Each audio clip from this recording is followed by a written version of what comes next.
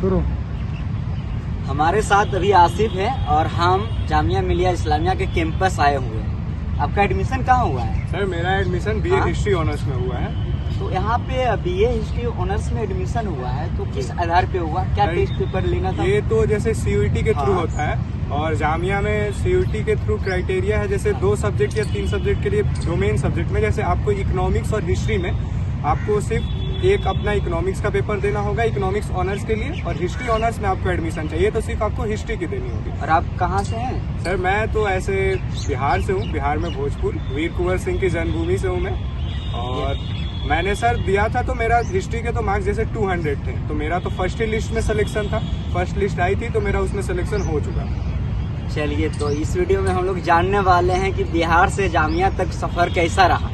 इसके अलावा जब तैयारी की है तो तैयारी के दौरान इनका रणनीति क्या रहा खास में, और इसके अलावा खास बात यह है कि आपका बीए में एडमिशन हुआ है पॉलिटिकल साइंस और हिस्ट्री ऑनर्स। तो हिस्ट्री में कितना नंबर आया और किस प्रकार तैयारी इन्होंने किया? चलिए हम लोग आगे बढ़ते हैं, बात करेंगे ही। सबसे पहले आप बताइएगा कि यहाँ पे आपने सीयूटी का फॉर्म भरा, फिर आपने यूनिवर्सिटी सेक्शन में यूनिवर्सिटी को चुना, JMI, उसके अलावा आपने डोमेन सेक्शन में जाके हिस्ट्री को चुना, फिर हिस्ट्री के आधार पे आपका मेरिट बना यहाँ पे।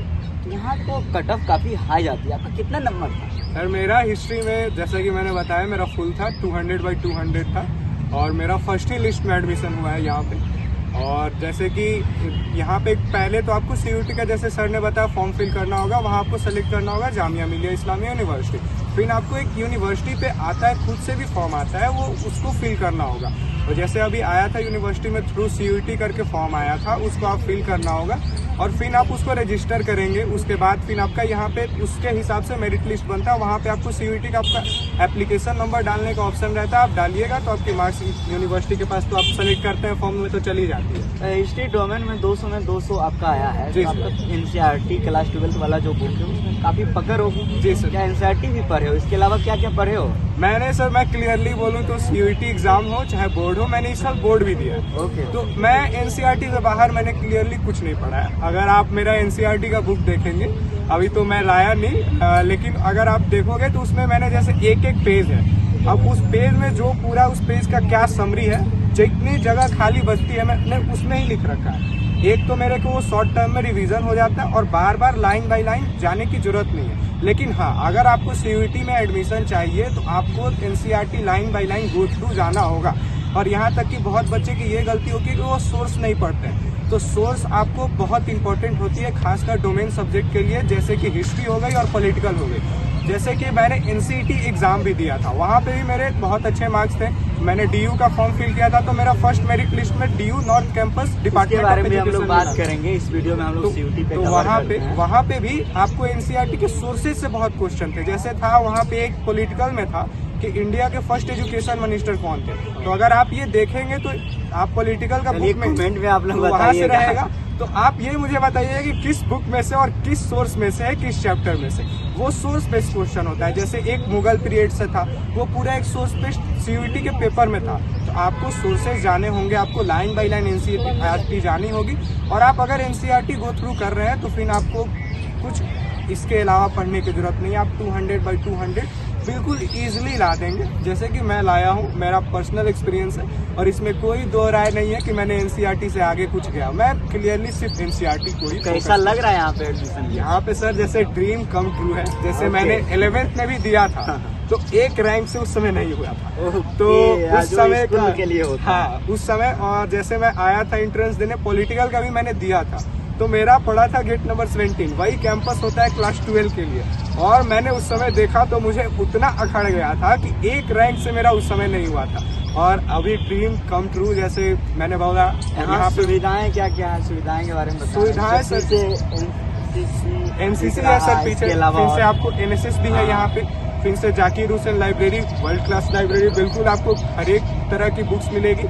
और यहाँ पे सबसे पहले एकेडमिक्स पे जाए तो बहुत बेहतरीन, आपको एजुकेशन के मामले में बोलना ही नहीं है। जैसे कि 3 साल से रेगुलर रैंकिंग नेर्फ की 3rd पे है जामिया, फिर से NAC की रैंकिंग में A++। तो और यहाँ पे बिल्कुल जो रैंक है बिल्कुल है, क्योंकि टीचर्स की क्वालिटी जिस तरह से आपको पढ़ा रहे हैं बहुत फ्रेंडली है। ऐसा कुछ नहीं है कि जैसे कोई बातें हैं या कुछ है, बहुत फ्रेंडली टीचर हैं। आपको हेल्प करने के लिए हमेशा रेडी है। क्लासेस की हो जी कैसा लगा? बहुत बढ़िया, कैसा पढ़ाते हैं प्रोफेसर? ये बात सबको आना चाहिए। बिल्कुल। अगर आपको एकेडमिक्स के लिए जाना है तो मुझे नहीं लगता कि जामिया से बेटर अगर होगा तो आपके लिए होगा माहौल, क्योंकि टीचर बहुत फ्रेंडली है। और आपको हाँ यहाँ पे एक चीज़ है, अटेंडेंस बहुत कंपलसरी है।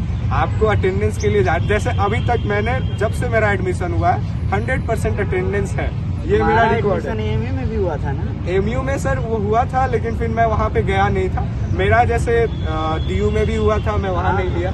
मेरे को जैसे स्टार्टिंग से ही था कि जामिया मिलिया इस्लामिया में मुझे एक तो जैसे मेरा क्लास 12 से ही यहाँ पे मेरा ड्रीम था और मैंने यहाँ से हमेशा से सोचा हुआ था। तो पढ़ाई कर रहे तुम्हारा ड्रीम, तो कैसा लग रहा है? बहुत बढ़िया सर, मतलब घर वाले खुश हैं? बहुत मतलब घर वाले तो जब सुने बहुत खुश हुए।